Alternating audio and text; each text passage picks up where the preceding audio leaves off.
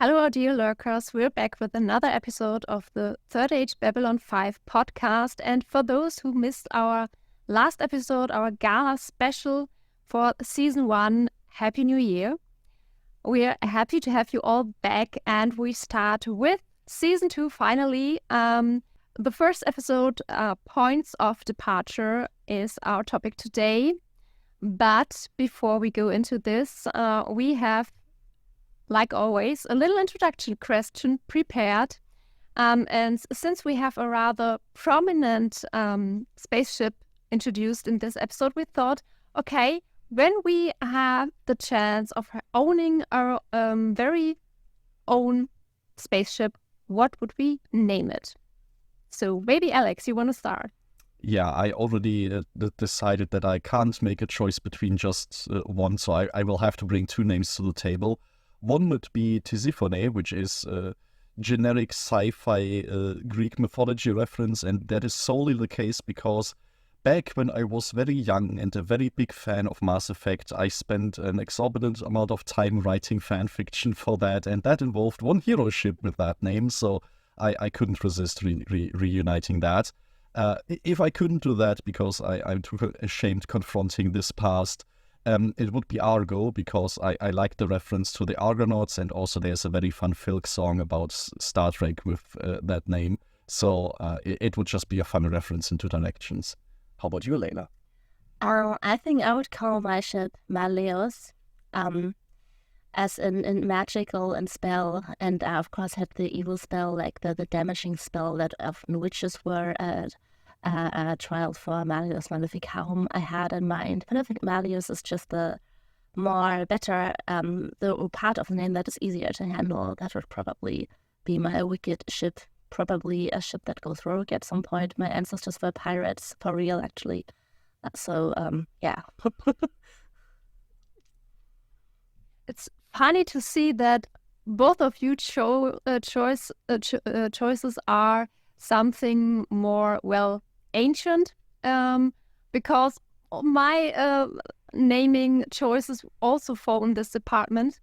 And also in the Greek mythology, I would go for Medusa, just because I really, really like this idea of this figure, though more of a broader spectrum, that's a more modern take of this character. And the other, because I can't decide just on one also, would be the Argonaut, as you already mentioned before. So, yeah, interesting to hear now would be, our dear lurkers, how would you call your own spaceship? And yeah, maybe, does it have anything special?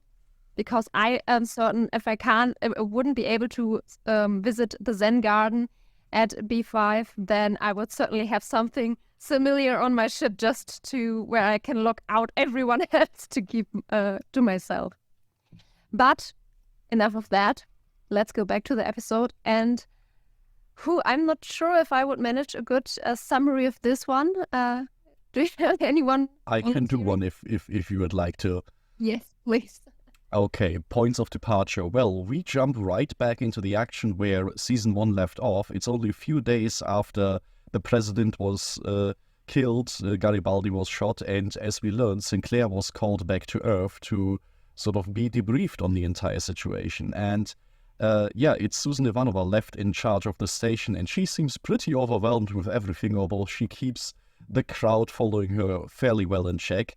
And we get a new commander on the station who very quickly gets permanently assigned here. It is Sheridan, aka the Star Killer, who is not a choice that the Minbari will be very happy with. And as it so happens, the Minbari bring somebody new to the table as well. It's the Tragati, a ghost ship or rogue vessel that has kind of gone the same path as yours, Layla, apparently, and looks to reignite the Minbari War. And this is the big imminent crisis that needs to be resolved. And I would say this is sort of the big thing, the big hook of the episode, unless I forget something major. No, I wouldn't say that. I mean, throughout the entire episode, Sheridan tries to give his good luck speech, and if that is any indicator for how much luck this man is going to have, we are in for a very rocky season, because he very barely, with 5 minutes to spare, does it. As is mentioned in the synopsis, this episode starts with a new character, a new commander, John Sheridan, and that's for a very particular reason, which you, Meike, already found out on your own as you were preparing for Season 2, and I already sent you like a trimmed-down version of the JMS statement. So, I mean, I guess we all will give our 2 cents on the whole reasons why we have a new commander, but maybe you want to start because it's sort of the most relevant for you because it's new to you. Funny thing, though, before we go to Michael O'Hara, is that when John Sheridan appeared, I remembered that name because a friend of mine, she's a bit older than me, she watched it when watched Babylon 5 when she was little, and I remembered her telling me about the series, but not in a way that I was like hooked and I have to watch this too because I was way too small then. But I remembered this name because I like I don't know, that's me and some words, I don't know, I have this weird connection that I sometimes memorize random words and this is one of them. So when he appeared, I was like, oh my gosh, I have a travel back in time because, yeah, that popped up again. Even though I had this rather funny, nice moment there, I was rather sad seeing Sinclair go, even though I was sometimes a bit harsh about the character. But yeah, well, what happened with Michael O'Hara was, I don't know how to describe it, but I felt really sad about it because that's something I wouldn't wish for anyone. I think this very much reflects sort of the reaction that everyone sort of has with that, and it's pretty well established that in general the cast of Babylon 5 has gone through some rough times in terms of many of them having died way too young, and Michael Harris is certainly the most tragic of these examples. I mean, the easiest way to explain what happened is, I guess, referring to the way JMS described it, where during the shooting of Season 1, it became apparent that Michael Hare was having some sort of psychological issues, up to the point where it really bled over into paranoia and was a strain on the relationship that he could have with his colleagues, because under stress he was just not able to function very well and was heading to a psychotic break. And the issue was, if you have this condition and you go to the producers and say, hey, that's an issue, the show is basically going to be dead in water. And that was an added pressure that was put on top of Michael O'Hare, where he was basically given the choice: either you seek treatment or you are responsible, at least in his mind, you are responsible for everybody here losing their jobs, which he felt he couldn't do. So what they did is work out a way for him to continue working on the show for this season, somehow get through it. He was assigned somebody who was helping him out with everything. They started taking care of making sure he had the space that he needed, wasn't put under the stress, to somehow both let the season of the show finish, let the show continue, and also not jeopardize his career, because it could also very easily mean that this is the last show he ever had. And they did manage to work this out alongside JMS, who also provided then financial aid and stuff beyond the scope of the show. And at least for a time, this also meant that Michael Hare could get the help that he needed, could get on medication and lead a life for a while longer, although sadly, eventually, due to also complications with this mental illness, he died fairly young. And at that point was also the first chance that anybody got to talk about this openly, because everybody agreed for as long as he was alive, they didn't want to make this the main issue to not jeopardize his career, also probably just let him live his life on his own terms for so long. And it's just one of these examples where in retrospect you only can really fully understand what was happening. Like, a big part of this is people who watched the show in the 90s didn't get any of this explanation. And for me, this is a big part of this, that everybody involved there was not only worried about getting help and dealing with with this issue, but also doing so in a way that was sort of forced to adhere to the 90s circumstances, where that kind of situation could have easily killed the show. And that just as an added pressure on top of everything, is pretty unimaginable. Though even he said, Michael O'Hara said, okay, tell the people what happened to me when I die, just to open up the awareness to these mental problems. I think this is a really tough and brave thing to do, because even though if you're dead, there are still a lot of people of your family and everyone else you leave behind that might have to handle certain problems with that. But still going that way is, I think it's really brave, especially in that time. Absolutely. And the dedication that is also behind that, not only having the bravery of going out with that, but also this awareness of how important it is, like he mentions. And if we can show that this can happen to anybody, including the star of a TV show, that opens up things in a way that maybe make it easier for future generations to deal with that. So definitely for this business environment, a great step forward. And I mean, this is also why I'm so glad that this has been continuously made an issue that first people on conventions talked about, now people in podcasts talk about. It's part of Babylon 5 in a way of acknowledging these issues and talking about them, just raising that awareness.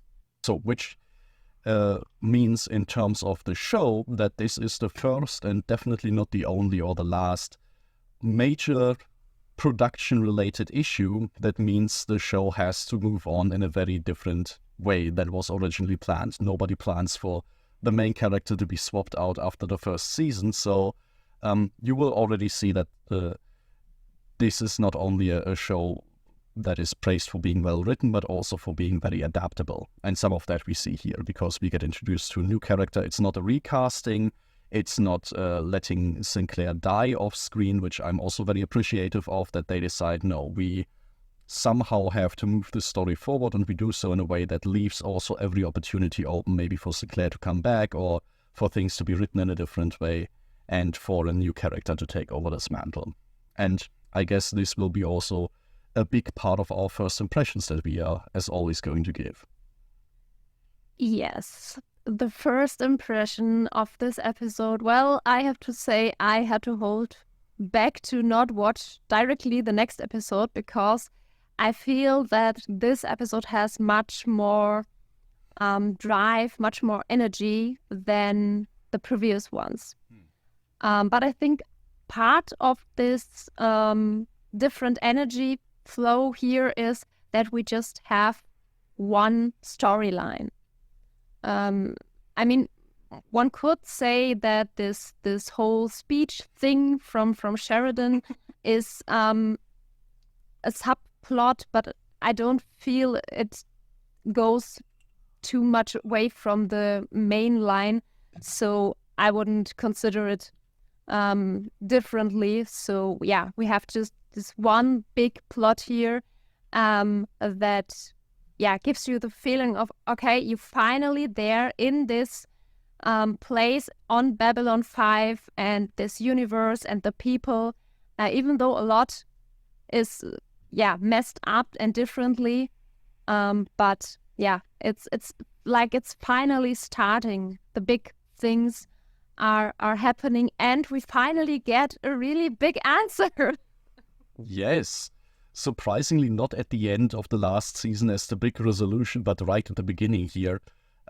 It's an interesting choice, and I completely agree that this is a show where things start getting into motion. And I think for me this is in both because of two things mainly. For one, Sheridan as a character, I feel, is a lot less subdued than Sinclair. He is somebody who is a lot more energetic and moving things forward on his own accord.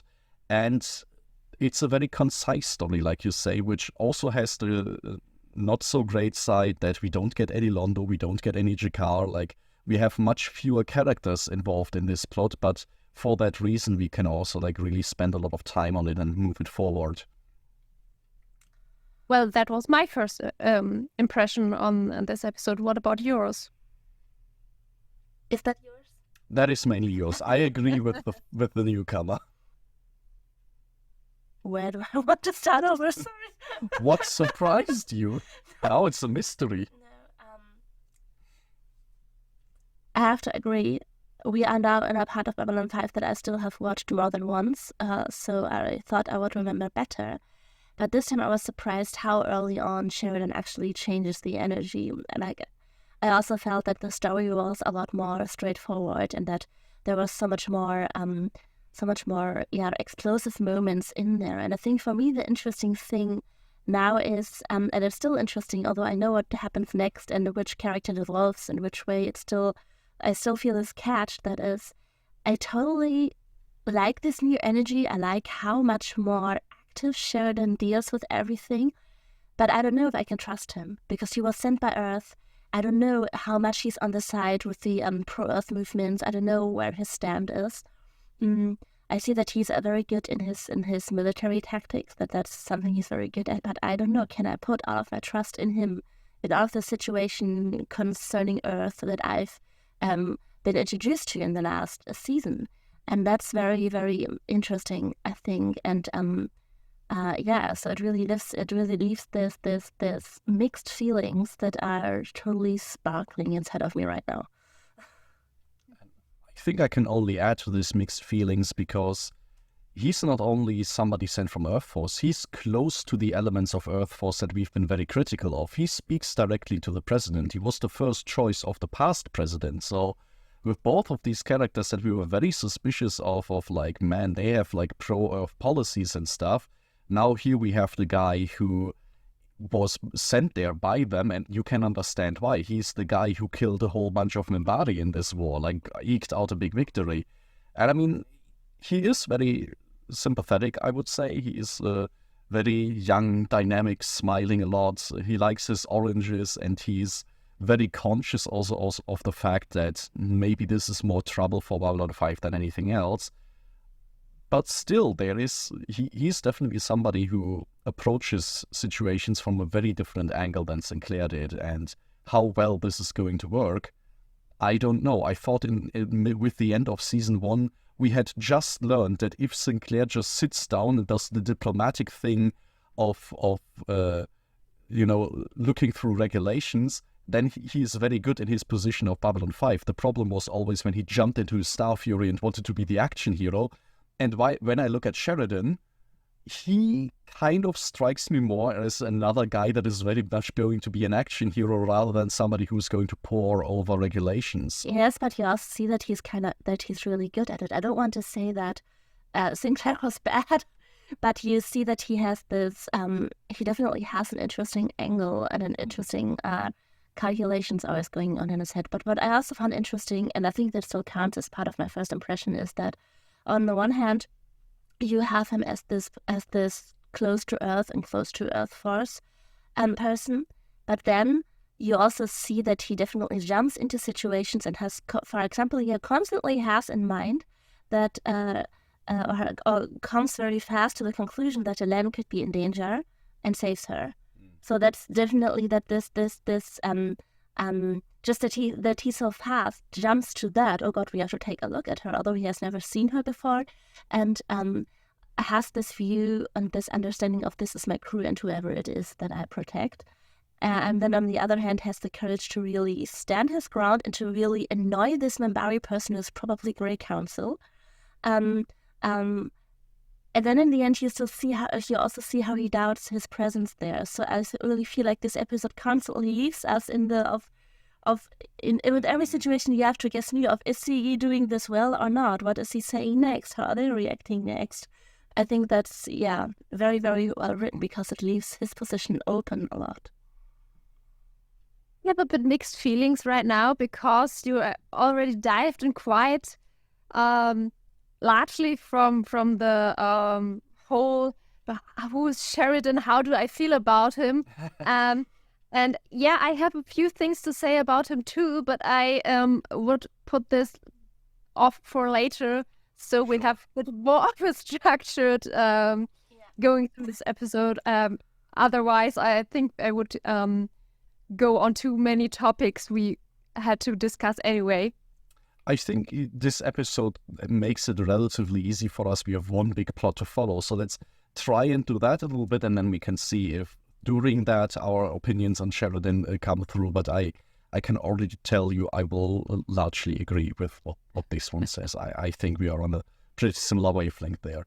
But before Sheridan even arrives on the station, I think there is two big scenes that we can talk about, and the first one is Ivanova in charge of Babylon 5, and it is one scene, and I absolutely love it. It channels everything that she is and everything that her character is into one, like, compact package, and it's absolutely amazing.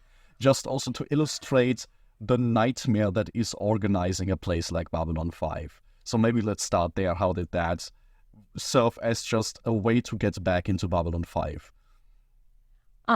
Yeah, it felt a bit like a funny welcome gift because Ivanova shouting at the I don't know what they were, some ambassadors, maybe some labor representatives, guild members, just everyone mixed together running behind her. And I mean, you even understand a bit of what they're shouting. One of them is complaining about a seating order, like, oh my god, how old are you, 5?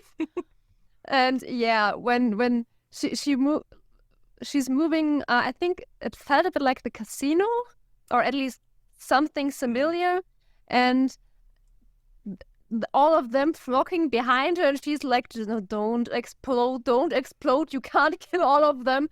And then the next scene when the elevator opens and all of them who followed her are quiet and staying there listening to her, and she is moving out of the elevator and everyone is looking after her like, I survived. Mm-hmm. And then they remember who they are standing with and start arguing again. It's I love it. It's a very good sequence. And I mean, it's a funny welcome, but at the same time, I think it does serve a very important purpose of showcasing, okay, we have this guy that is supposed to be commander of Babylon 5. What does this mean? And it means delegating a whole lot of stuff. Like, if you don't, and Ivanova isn't really in a position to do that, you have to micromanage everything from foreign affairs to the seating order of the next council session. And it's just not going to work that way. So I think it just presents, this is what our new captain is going to have to be able to do. And on the other side of the spectrum, we get like the wonderful introduction sequence of the Agamemnon, who is just done dealing with hijackers of sorts on the frontier. And I think it's just a nice illustration that this is a completely different beast, but I cut you off. Yeah, before we go to the Agamemnon, what I really found interesting to see in this scene with Ivanova is that I don't think any of these would have tried this with Sinclair. No.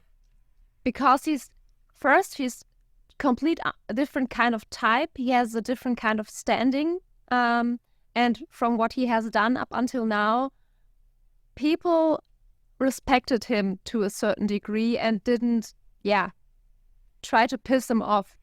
Though, and I think they misjudged in this scene on first, it's maybe something like she's a woman and she is just lieutenant commander and she's not Sinclair and Sinclair is not here anymore. So I can try to get into the comfort zone of the other person. It's this on a personal level, and on top of that also the fact Earth Alliance just lost its president. So there's going to be turmoil. You can take advantage of that. We talked at the end of the last season about how Jakar was very good in recognizing that this is a tragedy and respecting that.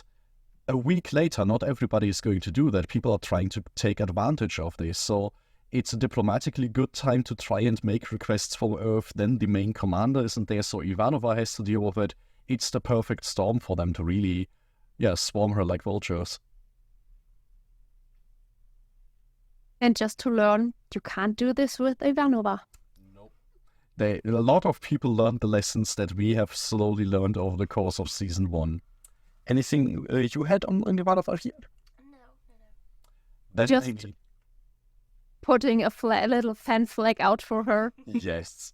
But then let's quickly move over to the Agamemnon, which I already told you this, Meike. I love that somebody on the set building team decided to make like a little Agamemnon emblem to put at the back end of Sheridan's office for the one scene that we see it, where he has been doing frontier duty, which is just a nice element for me to see that this is also something that Babylon 5 has. Like, there are ships like the Enterprise just kind of cruising around on the frontier and dealing with daily problems, which is an important job, I'm sure, and a big responsibility, but completely different than leading Babylon 5. And for the first few minutes of the show, this is what is really emphasized, and Sheridan himself comments on that everything from the oranges that he can eat now to his quarters, to his responsibilities, is going to be a big change for him. So it's not only me as the audience that has to adjust to this new captain, I also see that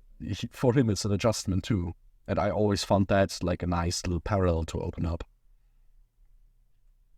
Yeah, well, I have to admit, I was more hooked up on the name of this ship because Agamemnon, mostly known for his participating in the Trojan War, or more likely indirectly inciting it through his brother Menelaus, who had his wife stolen from one of the sons of Troy. Though there is a bit of a mixed viewpoint, some texts are talking about like that she went willingly with Paris. Then are other versions where he stole her, and so whatever you prefer there. The important part about Agamemnon is, or for me in this case, is not that he was victorious with the Trojan War, but that he is cursed, because he is a descendant from Tantalus, which was cursed from the gods because he stole, I think, ambrosia and nectar from them, and it's like a few generations that were cursed. And the curse is one of violence and traitorship, meaning that they are always connected to violence outbursts, and that in each generation there is one person that turns against the family, which in Agamemnon's case is his own wife, that kills him when he comes back home.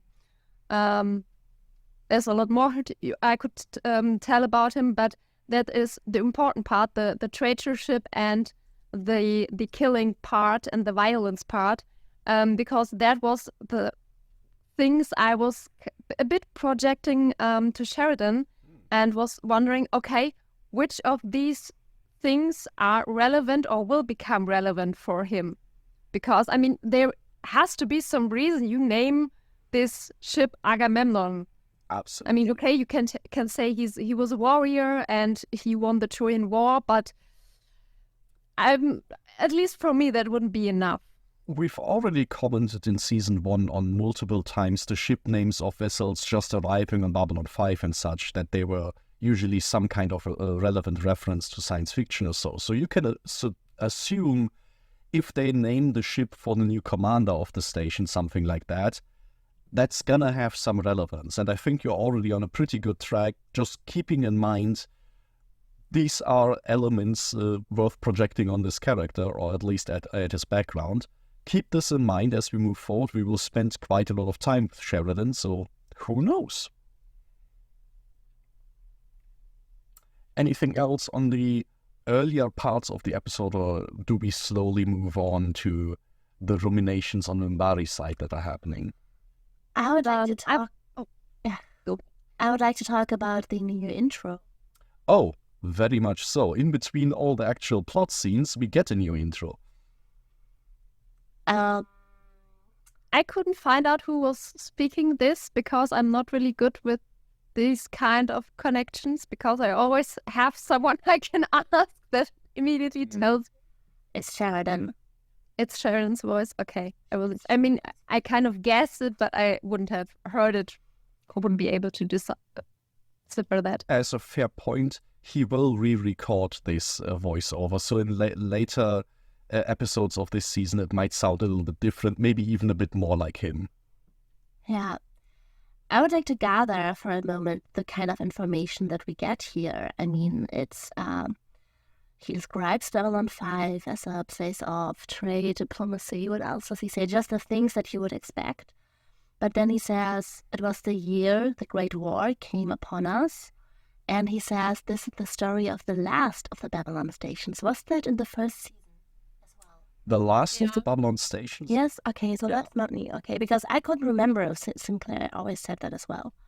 But yeah, he talks about a Great War. What else could be interesting in there? I mean, the Great War is definitely the most important one. It's, I mean, this like the first season, which was titled Signs and Portents, this one is called The Coming of Shadows. So there's a definite sense that we are looking at this entire show from a kind of historical, mythological perspective, like it's somebody talking to us about this important year as already established in history, an important year. And we see that things are moving in a direction of things are going towards heightened stakes and that kind of thing. Yes, I just found it interesting to mention that, yeah, there were new bits of information in there. And that, yeah, I think at this point we don't really have a clue what kind of Great War that would be. Also, I always wondered what kind of war it had to be called great in such a sequence, because great always also has a partly positive connotation. I mean, we know the show likes to make reference to history in some way, so it's the space equivalent of World War One, and if it's anything like that, that's gonna be terrible. Yes, but if it is meant that way, it's in question, and also who calls World War One great? I mean, I know who does, but who does that? No, it was called the Great War in World War One itself. Yes, but some sources still do, and that always bothers me. Yeah. That's what I meant. But anyway, The interesting part is whom against whom in this case. That as well. And yeah, well, I have to still say I'm with the Reaper challenge here going for me, because it just feels so familiar to what's portrayed in Mass Effect. This entire episode is about preventing the Great War from being between Minbari and humans again, so let's hope they continue successful in that. But it does kind of open up this conflict, right? Babylon 5 is this great place of making peace, and we watch this show tell us that the Great War is coming, so... Also, what would make this war interesting enough to be told? Like, why is the story surrounding around that? Because, I don't know, my basic idea would be it has to be something else. That was also why I watched it first, because I felt like if we had a new war between, full-blown war between Narn and Centauri, it would kind of be a side story, more or less. That was my idea when I first watched it, I mean. And opening that up between humans and Minbari could be interesting, but I felt like it all was lacking a kind of spark. There had to be an extra connection, an extra thing to make this narration so noticeable. And I had no idea what it could be. The first time I watched it, I was really like, how the hell do you tie all of this together? And how? I mean, right now we are on like January something in the season, so there is a lot of the year yet to come, so who knows if the first inklings of that are already in there. The only thing fitting here is what Lanier says later in the episode. I think it's about towards the ending, where he is kind of talking to Dylan's cocoon and saying something like, yeah, the like an enemy from the past coming back, and if humans and Minbari don't fight together, then everything is lost. So now it's a mix of the Reapers and the last alliance of Lord of the Rings, like elvish and human people have to come together and defeat Sauron once more. So we can kind of see on like what level of mythologized stuff we're talking. I'm so burning for this one reference to something you just said that we will get eventually. Yeah, right. You can't talk about it yet, but it's gonna be great.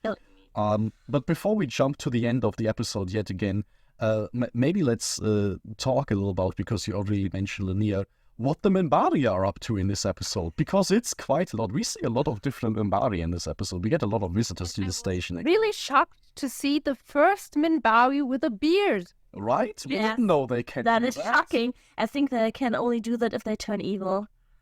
If they have been away from the homeworld for too long, they get face hair, I swear. Yeah. They get, maybe this is the one hint to Human Souls that they had.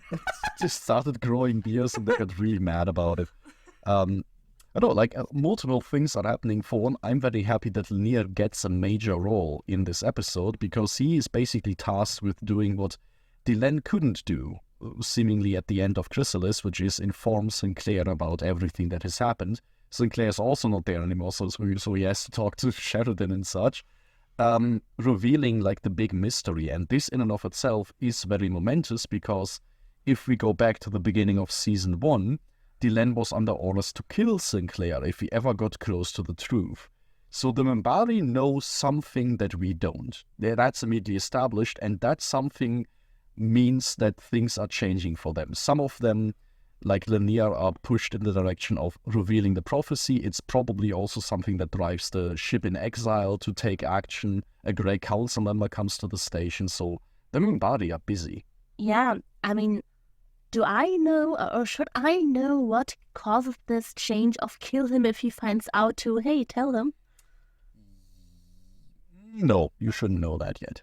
No, but I mean, after watching it all, I should know that. Eventually, you will learn what causes this change. Yes. I would feel like it's the action of Dylan, like the prophecy is starting to roll. That therefore it is necessary to tell a few things. Definitely, like, and we already know that the Grey Council is not happy about this. They make this very clear here, that she has started taking prophecy, whatever that is, into her own hands and forcing their hand somewhat. But what do you think about this big reveal that we get from Lanier? I have to say that it's not what I was expecting. I'm not sure I had something clearly and to expect, but it's a bit, I don't know, it's a moment I had there. Okay, yeah. Because the problem here is we have this the souls of our great warriors went over to the human race, and they are partly or completely reborn in humans. And where we back at the point we had earlier, I think it was in Soul Hunter, where the question came up, okay, what is the soul? What exactly do they mean by this? And yeah, since it is obviously for the Minbari something they can they can verify. Verify. What is it? Maybe it's the term of soul that's too spiritual there for my own point of view to feel comfortable about it. But I don't know. I thought something bigger.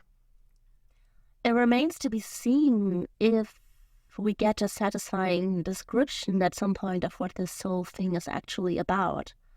But I agree, when I first watched it, I felt like this big reveal of humans having Minbari souls was meant for a kind of big episode or even season final that we did not get to see anymore because of all the changes that were made. So I felt like this was kind of given to us now because the story was taking a whole other turn where we needed this information, but it was like, okay, so now I have this information and now what? Because I feel like it belonged to another story that was kind of crouched together here. That's an interesting way of looking at it from slightly this like meta perspective.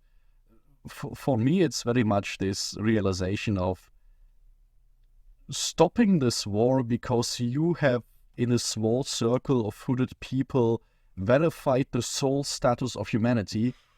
That's a terrible reason to stop a war, or to start a war, or to do anything like big political with it. And it looks to me like the Great Council knows this, because they know if we tell our generals this, we are not going to be in power anymore, because this is a terrible rationale to have. And like more than anything, like whether or not this you believe in the soul stuff and what to make of all this mythology they spin around it and their prophecies, that's all fine and good. For me as a human member of Earth Force, this to tell me, oh my god, the Minbari are absolutely unpredictable. They will like start wars and end wars on some like weird spiritual reasoning that they themselves don't really understand or believe in. That's a terrible partner to have in any kind of international relationship. This is terrifying. They have very powerful ships, and by all accounts, they are some weird group of like spiritual fanatics. This is horrible. I'm not sure if I would see it this way. Okay. If you think about the Minbari, just from the Minbari side, they believe in this whole soul stuff. Sure. Yeah, it's like it's for them it's normal that they have this the souls of the people dying, that they will come back in some way. But the point of our souls are going somewhere else to a different race. I mean, this is something like I'm not sure how to say it.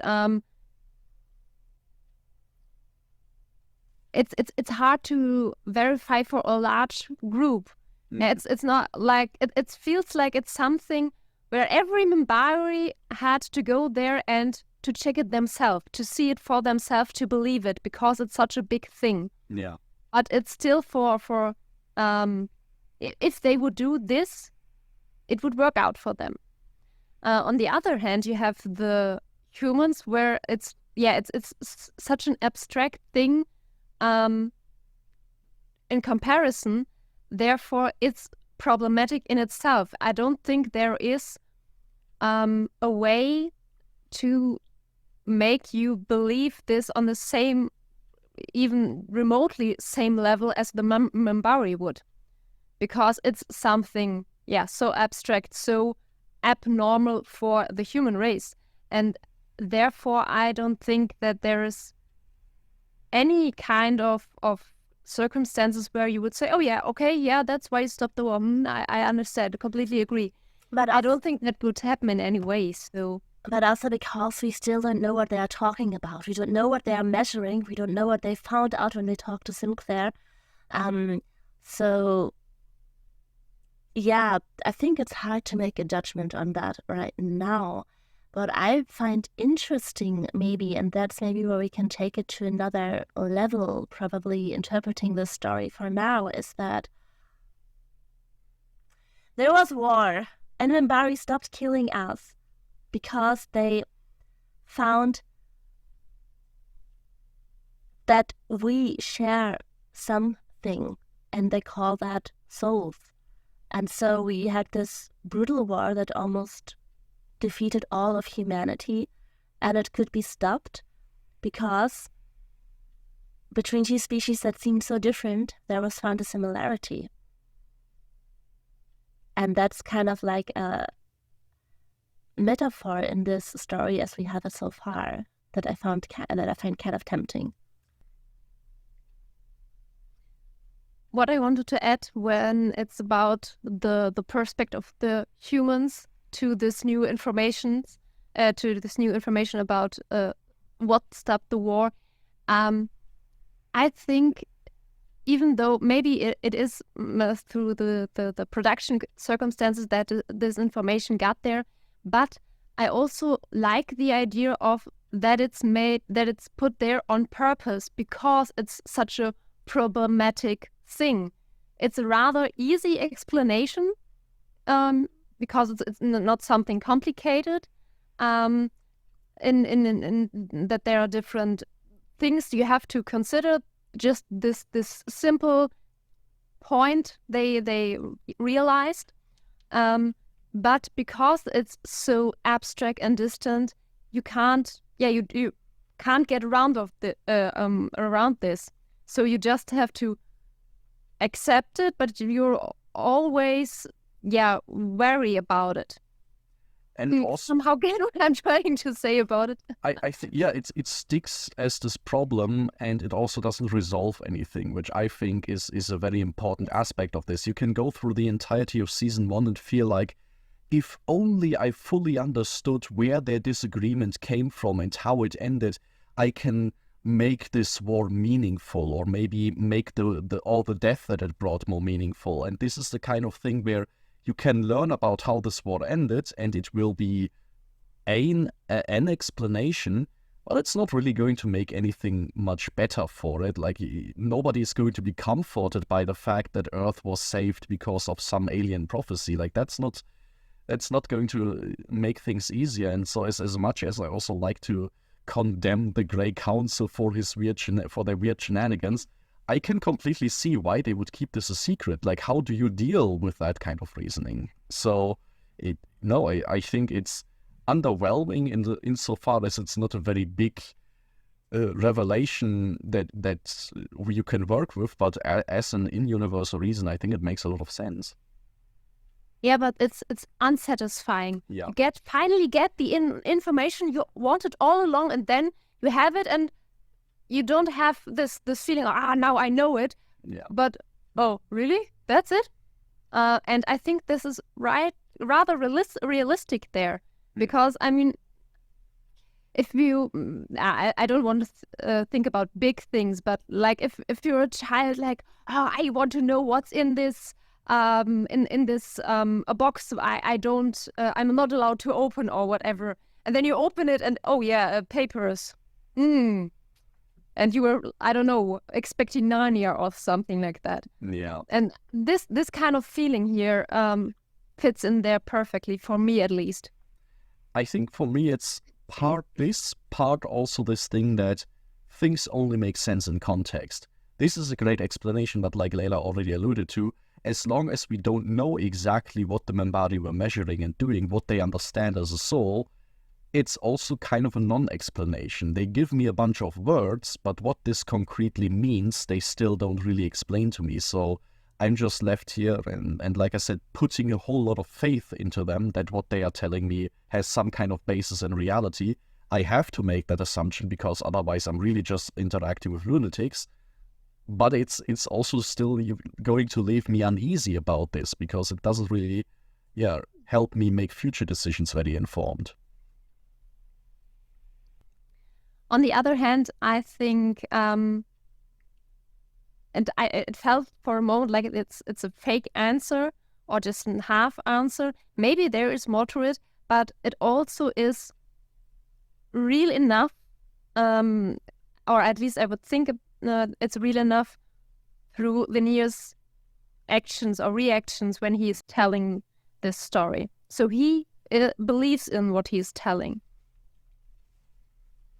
I think, yes, it's also kind of on this level of, I believe them because nobody would make up this crazy story as an excuse to disguise something worse. Like, this is... I have to believe that they are completely serious about this because otherwise they're terrible at their job. I mean, it leaves us with this question of what do Minbari understand for soul? Like, what is a soul? What did they find? And when we go back to the reading that I've always had on this part of the story, it's interesting to question what is the similarity that they found. Why did they find a piece of themselves that they were missing, that they were lacking, that they need? Why could they find that in a human? What is that? What could this connection be that does not give them this understanding of stopping genocide because it's genocide? But stopping as a historical event this one genocide, stopping that and making all that is happening now possible, what could that have been? And so far we don't know, but that was always something that had definitely caught my attention, because this view on the story, as I had said that from my outside point of view, always really had my full attention, interest at this point. We talked. But question: do we know that they would have done a genocide, or would they? I mean, is it stated somewhere? I mean, the lens says the final assault on the whole world. We don't know for sure if that would have meant wiping out everyone and everything. I mean, it's you are right to question that. It depends a little bit on what you're listening to, right? And I would assume the answer is somewhere in the middle. You have definitely people that say the Minbari were going to just bombard the planet and humanity would have died out completely. You have home guards saying the Minbari would have assaulted Earth and been repelled heroically, and then humanity would have conquered the galaxy. And the reality is probably somewhere in between, where it would have been something to the degree that humanity probably wouldn't have been any major power anymore. It probably would have wiped out millions of people to the point where it might technically not qualify as genocide, but we are definitely going to wipe out some cultures and peoples in the context. So. And probably bomb us back into the Stone Age. That is definitely possible. I think bomb Earth that bad that everyone dies is also kind of from a technological level, kind of impossible. And we also all agree that we would survive a nuclear war in the one or the other form. So yeah, and it's still something we kind of want to prevent. So it's kind of maybe the Minbari would have come over with their version of a Death Star. So it's completely possible. So it's definitely it's good that you point out this is an open question, because of that will also very much inform how you treat this, how your relationship with the Minbari is also. We see that, but it's definitely in the Babylon 5 universe itself an open question. Nobody kind of knows that, and if you ask Minbari about, they're probably also not going to give you an honest answer, because who would like to admit to this kind of stuff. But we talked a lot now about sort of the issues of reconciling and dealing with the answer that Linear gives us. Of course, the show also makes a big point of telling us there are many people that just don't do that. The president and Sheridan themselves say they don't really believe in the whole soul kind of thing, so they have to reconcile that. And we have people on the Minbari side of the Tragati who straight up just will not accept this as an order, and probably wouldn't accept this as a solution either. So how do we stand to this entire side of the story? The ship that refused to end the war and now tried desperately to ignite this war again. The problem I see there is on the one hand they have this warrior caste, which is a really big thing in their culture and everything. But what is a warrior without a war? Yeah.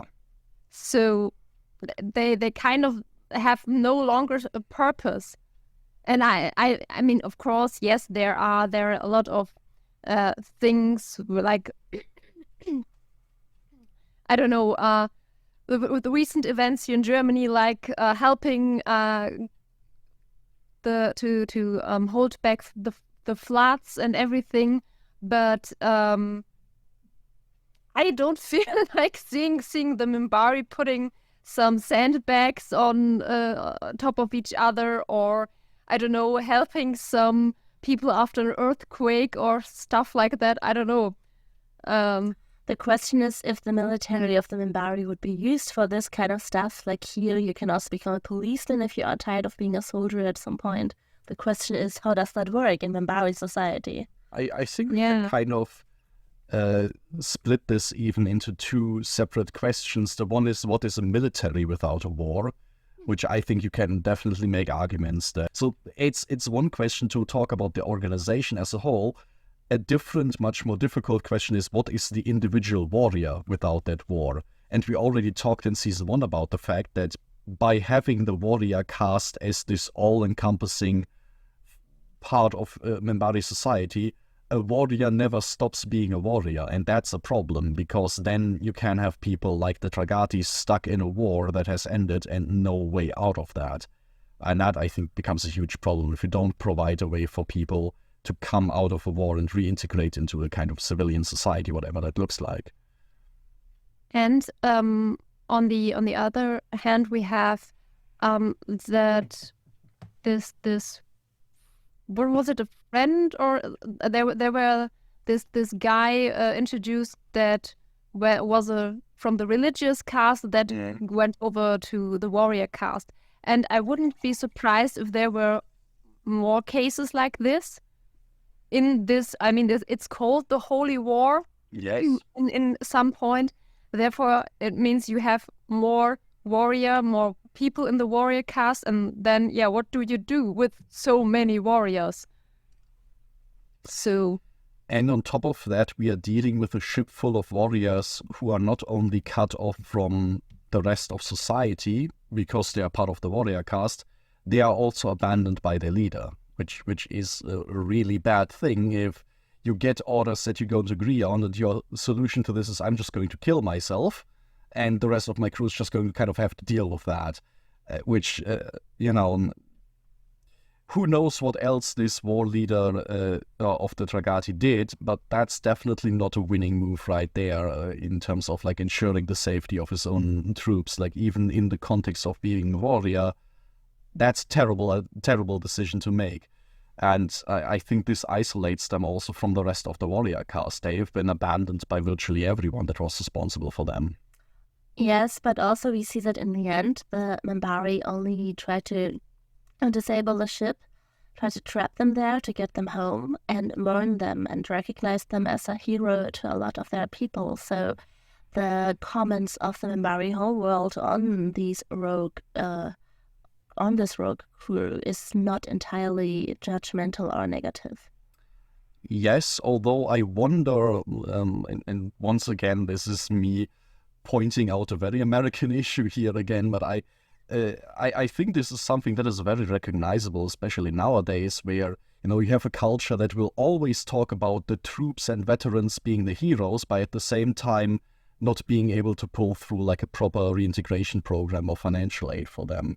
So I think this contradiction can definitely exist in a society that will always talk about these people being heroes and them being terribly mourned and such, but at the same time being very, very bad of actually helping them when it comes to coming out of the war and dealing with that. And it kind of felt like this is what the Minbari were also doing here. The Minbari cruiser comes out and only disables them, but really doesn't have any kind of plan beyond that. I would figure if anybody should have anticipated the Dragati destroying themselves there, it should have been the other Minbari of the warrior caste, right? Yeah, maybe this is just my pessimistic self, but I would not be surprised if this whole story would be covered up for the home world. That they, like, I don't know, they tell some nice story of, we finally found the missing ship. They were all dead because, or they killed themselves ages ago. Stuff like that. Just don't tell them the real story, because maybe it's just me expecting this after all the things we don't get told about them.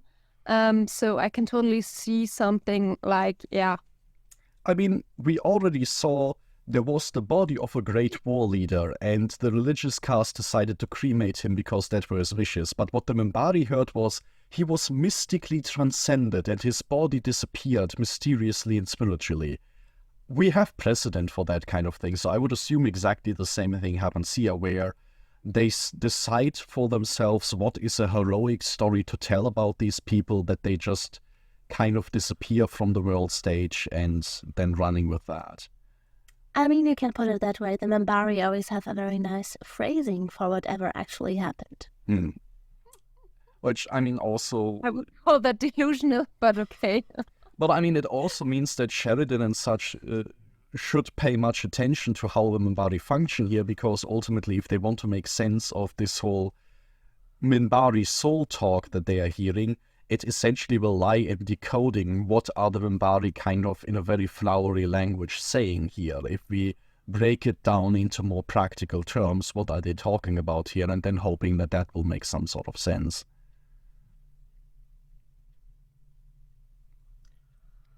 Anything else on the Minbari, because we didn't look at anything else so far.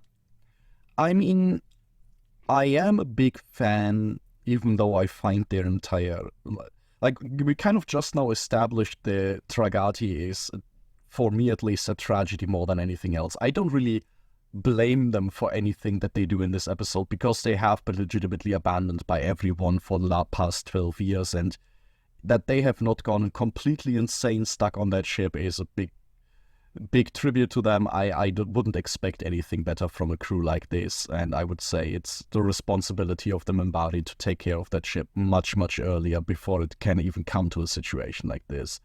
And kind of in line with that, I'm a big fan of the portrayal of both their leader that comes to the station and then the commander of the ship itself during the almost space battle, of them like trying to provoke this conflict without doing so, and basically making this a whole lot of testing your nerves on Sheridans and the Babylon 5 crew's part, of just like, we have to react to this threat in a reasonable manner, but at the same time we have to just show the discipline and the calmness to not take the bait, to not take the first shot, because otherwise this will escalate immediately. I have to bitch about the commander of the ship, though, because, I mean, he is like taking this fake tooth out of his mouth and, oh yeah, there's some poison in it. Really? You couldn't come up with anything else for an alien? Could have taken it out of his head. Yeah, that would be fun. Like, like, I don't know, anything else would be interesting, but like, yeah, oh. It's also taking the fake tooth out and then like breaking it up seems to defeat the entire purpose of being able to do it like with the thing in your mouth. So I don't know how. Yeah. I feel like they were just looking at the special effects for poisoning they could do, and they were like, I have a really good fake tooth that I want to show off in camera, and then they did that. It's not the most Minbari way of doing it, no. Yeah, but that's all I have to. In just the space scene here, you already mentioned that Sinclair shows off being kind of a smart guy in this episode, and him recognizing, oh, we should not be able to like track these fighters is a really nice way of showcasing. He has a lot of awareness of what's going on, what he should expect from this enemy, and then just the nerves of steel to actually deal with that. So I was kind of happy to see that. Why did Earth in 10 years not update their tracking system? Because they're absolute cheapsates when it comes to Babylon 5. That has been established. Babylon 5 was sent online without enough fighter craft on their to their name. We saw this in Season 1 when, after like a year and a half, they are like, oh, the president gifted us a new squadron of Star Furies. And Ivanova was like, oh, great, the ones that we should have had the entire time. Babylon 5 is just horribly underfunded and probably the last one to receive.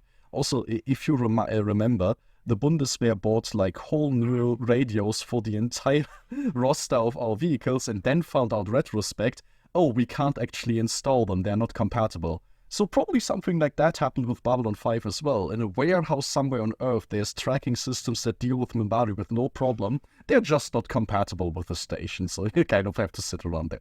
Stuff like that I will always explain with terrible military bureaucracy. But Earth has developed better tracking. Earth has developed better tracking system, you mean? I would imagine they have developed better tracking systems, but also never had a chance to properly test this. So this is why we have people like Homeguard saying, oh, if we fought the war now, things would look very different. And then you have people like Sinclair saying, I mean, maybe we are better now, but they are still outmatching us 100-1, so that's not going to make much of a difference. I think it's kind of this situation where as long as the war doesn't actually break out, there's going to be people that give you a lot of analysis why the war swings that way or that, and in practice it always looks different. But I think especially this scene and how Sheridan reacts to it shows his different energy. Yeah.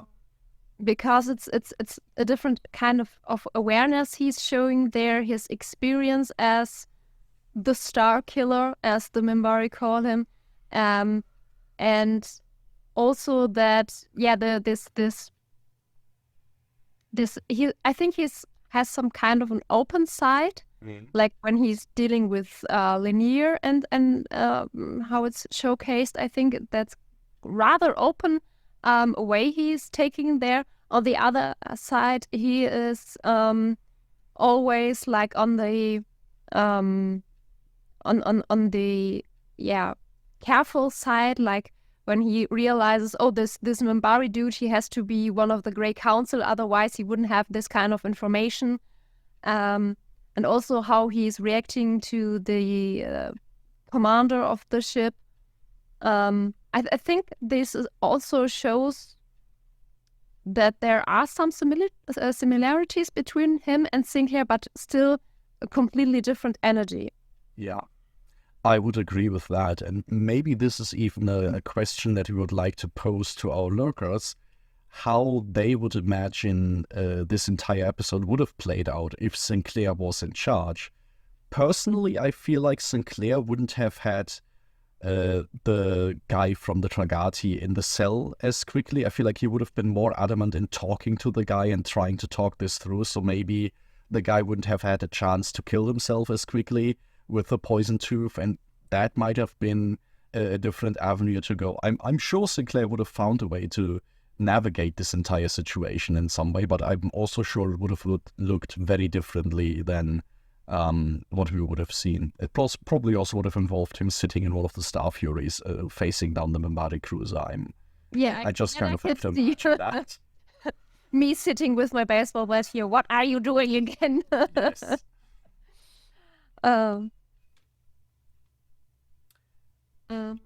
I think when it comes to the main plot line, we kind of went through this very unstructured, but I think we hit on every point at some corner here. So I think this is the best opportunity for us to talk about all the little tidbits in between, including the B plot that we learn about Sheridan here. And there is a lot stuff happening there, so whatever comes to mind first, I invite everyone to bring up. Well, I would go directly to his little good luck speech. I mean, we just get a few parts of it. But I really like the beginning where CNC was still staffed, where he was talking about his meeting with the Dalai Lama, I think was it, where there was something about in the lines of, do you understand? No, I don't understand. And this in this direction, which is, a direct reference to what was originally said by Socrates. I understand that I don't understand. Yeah. And therefore, it's like the realization of my knowledge, my wisdom, my intellect, whatever you want to call it, has limits.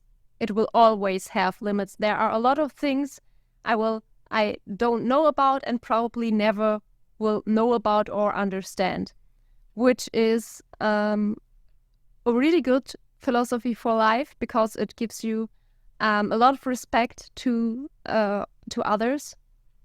And on the other hand, I think this is like the essence of what the universe is like, especially in space. I think it's more,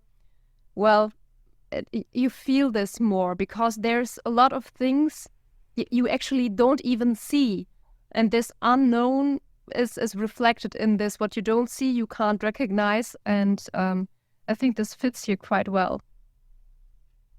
I think it's completely right, and it also shows the way that he then sort of projects this humble, I don't know all the things, I just start to learn what I don't understand, onto Babylon 5 itself. So it brings it down also to be very humble in recognizing I've read the reports, and honestly, half of them don't make any sense to me. Crazy stuff happens here, and you have an ambassador in a cocoon. Like, what am I going to say about that?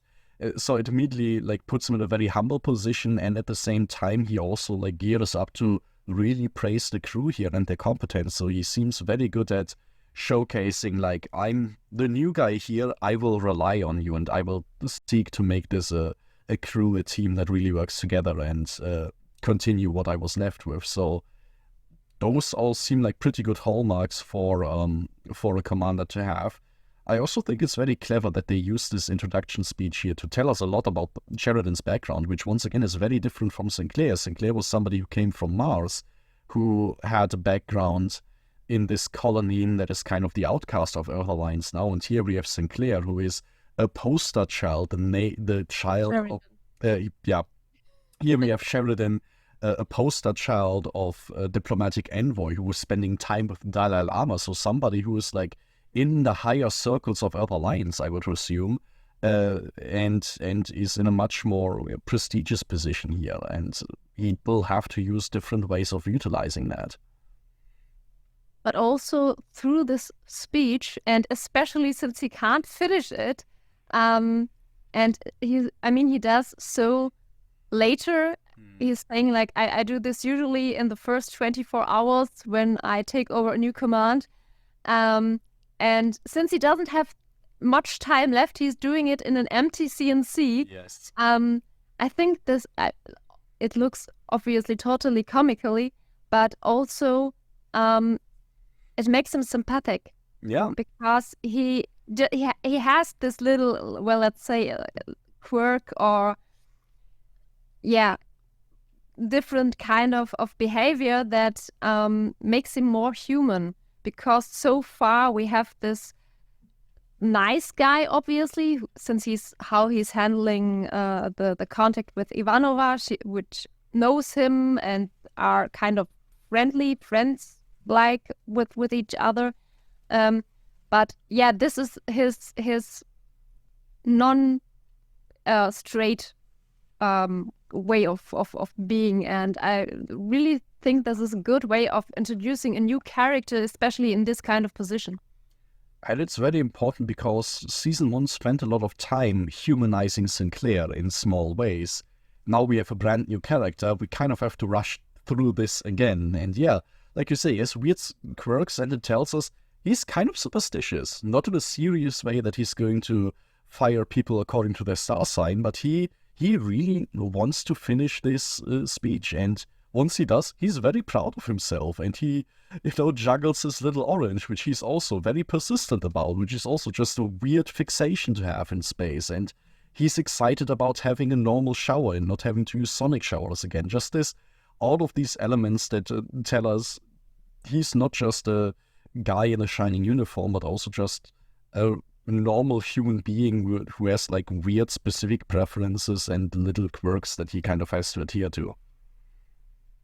So I'm not sure if I would call the orange weird, because I kind of feel this if I had the perspective of not eating something like that for ages. Okay, maybe for me it wouldn't be an orange, maybe more like, I don't know, an apple, a peach or something like that.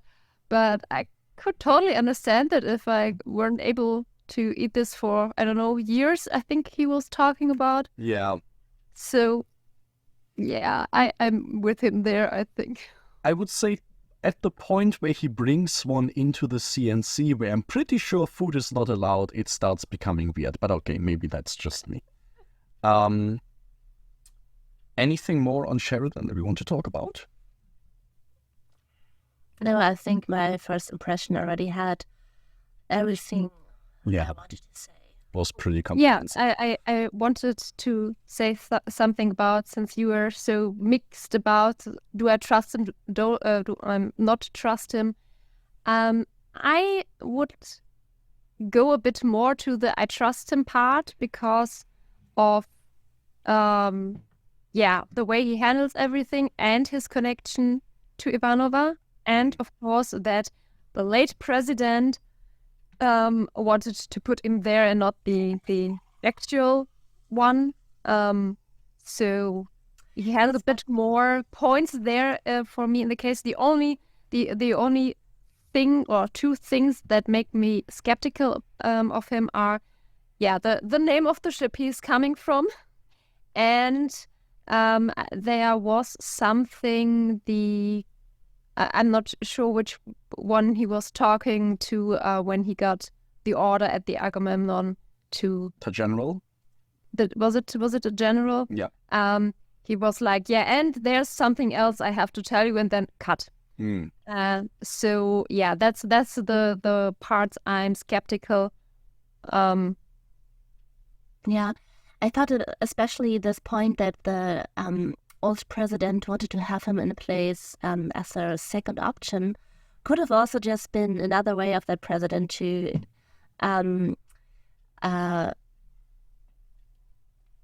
find his right way between being pro-alien and being pro-Earth. So that agreeing to Sheridan would have just been another one of his steps to also get all of these pro-Earth movements under his reign.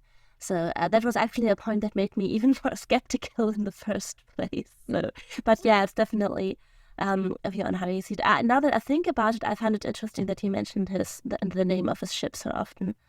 We will definitely come. I think we will have to keep that in mind and at some point come back to that, definitely, because I think there will be layers to explore. Maybe we talk very briefly about the other new addition to our cast. I don't know if you noticed him in the opening credits, but we have a pilot now. Yes, I mean, they always had pilots, but this one has a name. Yes. I think I thought this rather interesting because it felt a bit like they were trying to split up Sinclair or his role he filled up so far, which is why I hope that Sheridan won't jump as quickly into a fighter or a spaceship in any regards and head out. That it will be the dude's job for now. I mean, I don't think I've ever heard this interpretation before, but I really like it, splitting Sinclair kind of into the commander part and the hero, I wanna be on the frontline part. Let's see if this pilot will also start like going into gunfights in Down Below. Then I might get more skeptical. But for now, it's definitely it's a good option for us to have somebody in a Star Fury in the middle of the action without having to send one of the very important like main officers of the station. So not a terrible move on that front. Yeah, I'm done. Okay, no more things on Sheridan. I mean, we are going to spend time with Sheridan for the rest of the season, so we can definitely bring stuff like that up later on. And anything on Warren Keffer from your end? On what? The pilot? No. He has a holographic girlfriend. That's something. We didn't know that they have holograms like that before. Other than that, it's kind of, Yeah, it's a rather brief meeting with him, so we'll have to see who he is, how he is. That's true. I mean, as a small, like, just world-building quirk on my end, I kind of like that we now get the confirmation that between coming through the jump gate and going to the station, there is actually a considerable amount of time where there's enough time to scramble fighters and stuff. So far, they've always just kind of cut back and forth and made this seem very, very short. But okay, I think for the main part of this episode, this does it for us. Tapestry. Well, the tapestry in this episode, in this season, is going to take a slightly different shape, where we are going to reinstate the sort of table that we had in our gala as well. And every time we are just going to aim for like one or two bullet points that we want to bring down on main events that we feel like might carry forward. And then as the show progresses, hopefully this will spread up into different threads of the tapestry that are either different plot lines or different developments. And one of these developments is definitely going to be the character of Sheridan that we get to know here. And basically, I think we can all agree everything that we learn about Sheridan here is probably going to carry forward and is probably going to be refined as the show goes on. And I think for this first episode, the main question I have for both of you is, what are things about Sheridan that you feel like should be explored relatively quickly in the first few episodes? Now, what do we need to know about this character so that he can properly fill the shoes of Sinclair? I think I rather need to see how loyal to Earth he is. So if there are questionable decisions from Earth or changes in the political structure within Earth that affect things like funding or whatever, any decision that Babylon 5 as a place relies on, I really want to see what his loyalties are. Is he really into the mission as Sinclair is? Does he have his own idea about the mission, his own understanding of the importance of a place like Babylon 5, or is he just working for Earth? I can see that as a very big question. I think I just found interesting to see how he will react or interact with the ambassadors. I mean, okay, Jakar is MIA, but yeah, well, his interactions with Lando or with Dylan. I mean, we already have I think it's the last picture we have on this episode where the cocoon is getting propped from the inside. Yeah. So I'm sure she's there back in the next episode, which will be also interesting to see what changed. And yeah, and of course, yeah, all the usual trouble and bullshit that's happening on B5, how Sheridan handles that. Maybe he gets his own interactions with the crop corn alien. That would be how he resolves that conflict. I hope both of you will remind me once Dylan comes out of the cocoon, we should talk about the transformation, what the original plans for the transformation were and what we actually got, because that's an interesting topic all on its own as well.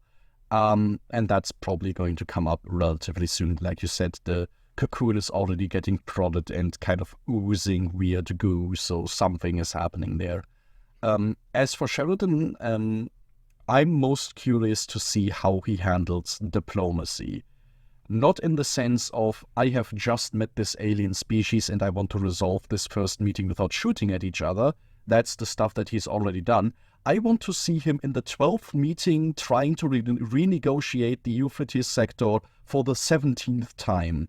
In this like really standstill diplomatic political mess and mud fight that people like Jakar and Londo get into, because that's a completely different kind of interaction that I don't know he has any experience with, and how he handles this kind of stuff, I'm really curious, because I feel like his kind of tactical gung-ho approach that he's portrayed here might not be ideal for that, so we will see.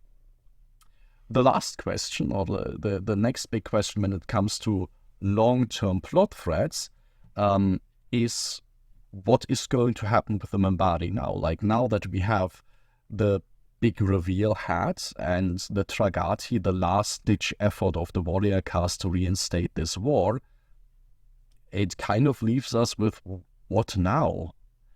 Any ideas of what the Minbari might be up to, what Dylan might be up to? Is this even something that you think will play a big role in the coming season, or with season 1 and Sinclair gone, this is going to kind of take a backseat and we focus on something different now? I'm on my part, I'm certain that's going to be a big thing, because I mean, something obviously has changed with Dylan and it will have an effect, and I don't think this is going to be something small, considering how much of a thing the Great Council is making out of this, and also this whole prophecy thing is connected to Dylan's cocoon trip. So yeah, it has to be big. Otherwise, I don't know why everyone blew this up so big. It would also dim the expectation that we're soon so far. And that would be horrible writing then. So, and I don't expect this. So you have great faith in the show. I'm very happy to see that. Or great faith in us telling you that you should have that faith. How about you, Layla? I can't say anything to that because I have already completely in mind what is going to happen next. Okay, so you're no fan of speculating. No, I just can't. I just can't because I constantly make the connection to an episode I'm desperately waiting to watch. Well, now you will have to be as patient as Meike, and it's going to be painful. It's going to be beautiful. In this case, I think for the tapestry notes that will suffice. They will get more complicated as the show gets more complicated. But for now, we can start with a wholly new introduced segment that we already teased a little bit in our gala, which is going to be the Postbox segment, where we will pick and choose a handful of comments or even just elements of comments to kind of post to all of us, because whenever we respond in writing, it's really only one of us who responds, and we are kind of, restricted to that. Here we will have a forum where we can actually talk about these things a little bit. And there was one question in particular that I really wanted to pose to you all. I will have to look up very briefly who asked it. Yes, it was a long-time commenter at FSM Dog who asked on our gala session, we talk so much about this being a fairly American show, but if this was a European show of some kind, how would it be different? Which I found a fascinating question, and already speculated on it a little bit. Now, of course, calling it a European show is already pretty broad. You can go into further detail. If this was a German production or a French production or a British sci-fi production, how would you imagine this show looking? I was just thinking of other big sci-fi productions from Europe that could be compared. Yes, but that is like a 1 week monster fairy tale in space. That's so different. Yeah. And when I think of French things, I think of comedy and sex. So I mean, that could work with Jacquard. Yeah. Lando would chime in there too. Absolutely. I think it would become a lot more absurd and a lot more character driven and a lot less actively political, probably. The question is, are we talking about made in the 90s or made now? Whatever you want. Yeah, because I know that there was, not in the 90s, way before, my dad has this DVD box of a German, I think that he once said the German answer to Star Trek or no, Star Trek, Star Wars? Star Wars maybe? No, it's more Star Trek. All right. Like, it's called Raumpatrouille Orion. I never watched it. I just looked at the cover, and well, it didn't feel right to me. So I think in the 90s it would have been more of a trash show, because I can't imagine that something like that would be funded correctly or in a way that it would be done, could have been done nicely, because funding in Germany for German productions is rather tough. Since if there is funding, then it's mostly to funny things, but overall more that go into the educational section, historical stuff like that. So I can't really see that in the 90s. Today, I could imagine it possible, though I think you have to be equipped rather well with a good storyline, with a good writing. I mean, even if you don't have that much of a budget, you can make something good, even though it would look a bit trashy if you have a good writing, if you have good characters, a good story, and good actors, that will balance it out, I think. I will have to very briefly barge in there just so that nobody gets an aneurysm. Raum Patrouille Orion is a real classic, but it's from the 60s. So if it looked trashy in the 90s, that might be part of it. But you wanted to say. Yeah, no, I was just thinking that nowadays, of course, if we think of maybe in the past 10 years, that could have probably been a European production if it was like a Netflix production. There I had to think of Dark. I mean, that of course worked out because they had a profit and they also had like certain guidelines because Netflix knows how to make shows that kind of work in their way. But without that, I would have, as a German production, I honestly think I cannot imagine it. I mean, my mind also went mostly to more recent productions. If we look to Germany, for me, the closest equivalency is just Babylon Berlin, and not just because of the name, but because it has like in part similar themes and this like setup of a big sort of historical, or I could also mention, science fiction historical drama. And I feel like from that, it would have been a different show insofar. I feel like family dynamics and drama and intergenerational drama would have played a much, much bigger role. So I feel like we might even see a show that takes place across a much longer time frame, exploring really the different phases that we see. And I could imagine that being interesting, but I also feel like it would have become quickly very experimental and less accessible. And what I also always have to, what's never missing in German films or German shows is that everything is always fucking serious. I don't know, people always really like to scream and throw things and smash things, and everything is always explosive and has a very cold feeling to everything, like to the way people speak and behave. Even in shows I have that when I switch from more international productions to a German production, I'm like, why is everything so cold? Why is everyone always exploding? It would have lost maybe.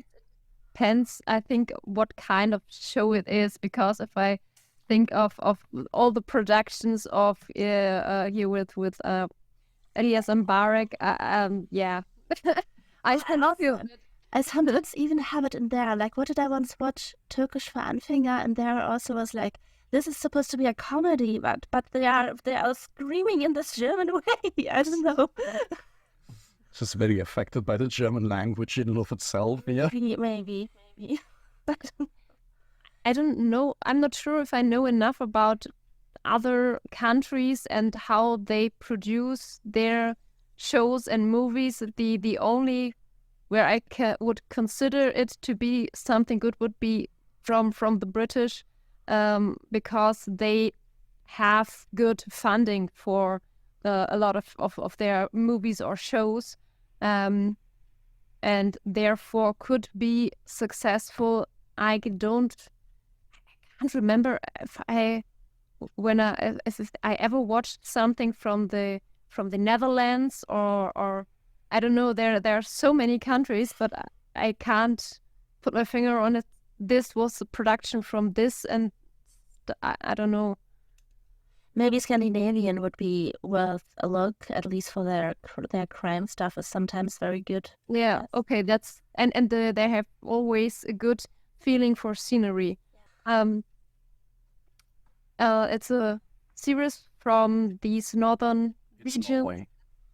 It's Norway. Okay, then At least I hope it's set in Norway, so I would be very if it's a Swedish show. I think it's a production from Norway. This on Netflix, the series Ragnarok, which it's really the CGI looks good. The characters are well written. Their feeling for the scenery is working really well. Maybe that would be also an option, but I think it's also a Netflix production. Yes, there we are, Netflix productions again. So maybe, like Netflix, Amazon.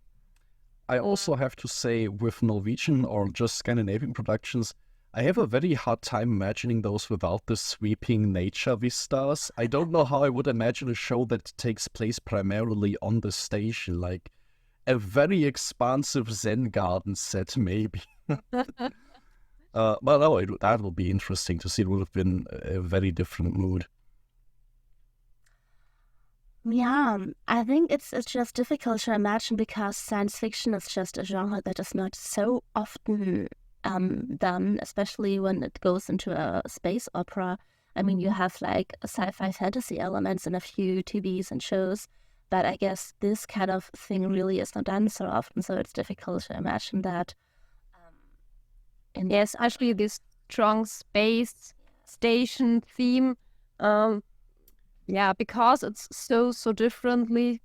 I have to say, and this is kind of stretching European show a little bit, but if we go into the whole like Eastern European Soviet sector of science fiction, or nowadays Russian sector of science fiction, there are a handful of productions that I think of in terms of having a similar style and scope of Babylon 5 that I could imagine very interestingly, but it would also have a very different spin on a lot of the topics that are in the show. So that would be fascinating to watch, but also a completely different show.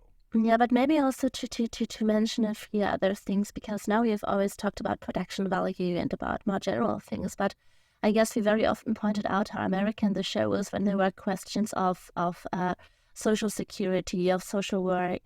And I guess maybe if the show was written or produced by in a more European way, you would have probably or it's a question like, do you think it would have been written differently? Would there be more of a support net on Babylon 5? Would we have this brown sector with homeless people, with children that get stranded, or would we have written that not completely away? Because of course also here we have that problem, but would there be more mechanisms that we see? I mean, this might be just my subjective perspective on European shows that I usually see, but I feel like things would feel more universal, where it would feel less tailored specifically to this is a metaphor for the American medical sector, and more here is a more broader fundamental concept that we are dealing with. And I feel this is, if I think of something like Ragnarok, which deals with environmentalism to some degree always, it feels much more, here's an issue that civilization has that we have to deal with, and less, this is a Norwegian issue and specifically there, even though you can tell at several points how these things, specific structures are specific to Norway, but it's there less of a narrow constriction, I would feel like. Yeah, I would also agree on that. All right. So we spent now probably like 15 minutes talking about one comment. This is going great. I can see this segment quickly stirring out of control.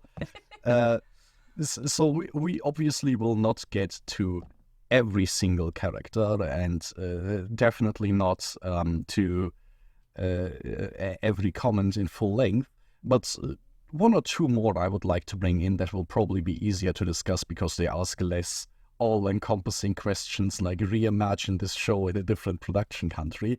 One of our, I think, longest commenting members, he has been commenting for a long time and always writes very long comments at RA Klaus 3, who basically went through the entirety of our reward gala and in many categories agreed with us. A specific exception to this were our picks to villains, where he was surprised that neither Bestor nor Morden made it into the picks, and I can completely understand that. I mean, without maybe a little half of a spoiler. Oh, careful. Morden was not yet active enough for my taste, and Bestor I counted to the main cast, so I didn't pick him. He was in one episode. Yes, but he's important, so my brain just sorted him out. To Morden, I feel the same. He has done some strange things, but he doesn't felt that much like a villain so far, because he himself, we didn't see himself act. Therefore, he has a different impact. And Bester, I kind of ignored him. I don't know. I couldn't really. Of course, he's a villain, but I couldn't really take him serious because of his, overall behavior was, it's okay, little guy. Go home, play with your toys. Everything will be all right. I don't know. That's kind of feeling he gave me. I think for me, Mr. Bester also didn't come to mind because we really didn't deal with telepathy and psycho very much in this first season. It was a topic that came up very early on with Ivanova and Talia and Mr. Bester and Ironheart, and then for the latter half of the season, it was just kind of there. And so for me, this didn't jump out as one of the main themes of the show that we have big villains about. And Mr. Morden, I don't know. You say he didn't do so much, but I mean, he did make a deal with London, and then an entire non-colony blew up. So, I mean... Yes, but you don't see him acting. Yes, That's why why it doesn't feel like much of an impact. I think that's exactly right. We don't see much of that fallout or impact of this yet, and... The consequences are yet unclear. Yeah, and he doesn't give off very strong villain vibes yet. He's not really working against anybody. He's just facilitating bad urges of Londo, which to some degree Linear also has done, and we wouldn't call him a villain, would we? So, it's just... but I mean, I just wanted to mention it because both of these are cool characters and definitely picks that I can understand, but there's a little bit of the reasoning why we didn't pick them. All right, the last comment that I wanted to pick is from our Chrysalis episode, and I will cut this down because I have forgotten which part of it was. By the way, while he's searching, I love it that we get these super long comments. I always read them. Yes, Mostly not responding, but it's wonderful. Yes, the other one, because he always writes long comments, so it's easy to find something in there. Also from Klaus3, who was just very glad that we brought up in the aftermath of the assassination of President Santiago, or the death of President Santiago. Nobody knows if it was an assassination because Garibaldi is still in his coma, poor guy.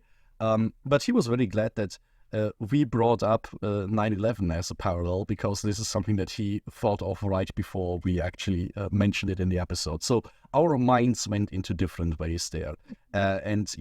He brings up here that 9/11 also was, of course, immediately utilized for the massive expansion of state power and surveillance and introducing new checks and, also shaping foreign policy for a long time. We'll just kind of freely add to that. And by the way, we see things play out here, new people being put into place on Babylon 5, like Sheridan. It feels like the same thing might happen in other lines as well, that this is going to be a catalyst for things moving into directions that we are not finding particularly attractive. We will see. We will see.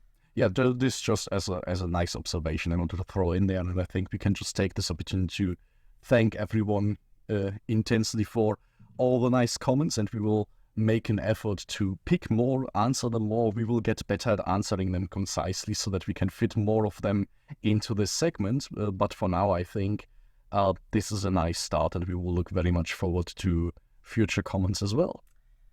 I just had a thought. Maybe you have to cut this thought out. I don't know. But wouldn't a German production of Babylon 5 constantly have the dynamic when you think of the Battlestar Galactica remake and Starbuck and the old drinking guy are fighting?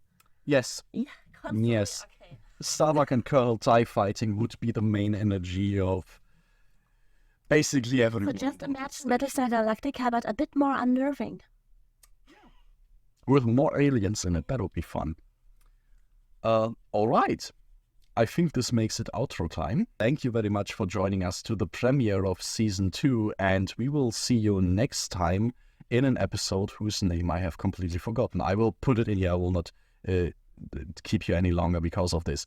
Until then, you can find us, of course, on all the major social networks, Mastodon, Twitter, Facebook, Instagram, and so forth at Third Age Podcast. And of course, all our episodes are available as audio-only podcasts at Apple Podcasts, Amazon Music, Google Podcasts, basically anywhere you can find podcasts, but of course here on YouTube. We're the cutest because here you can see us.